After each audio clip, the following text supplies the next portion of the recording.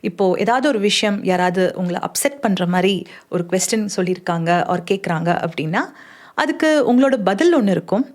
But அந்த பதிலோடு சேர்த்து உங்களுக்கு ஒரு கோவம், ஒரு கவலை, ஒரு ஆத்திரம் இதுவும் சேர்ந்து வரும்பொழுது அது ரியாக்ஷனாக மாறிடுது.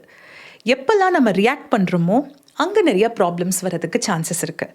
பட் அதுக்கு பதிலாக அந்த இமோஷன்ஸை கட் ஆஃப் பண்ணிவிட்டு ரெஸ்பான்ஸ் மட்டுமே நம்ம கொடுக்கறதுக்கு கற்றுக்கிட்டோம் அப்படின்னா நிறைய விஷயங்கள் ஸ்மூத்தாக நம்மளால் ஹேண்டில் பண்ண முடியும். அப்போ நம்ம என்ன செய்யலாம்? பாஸ் பண்ணணும்.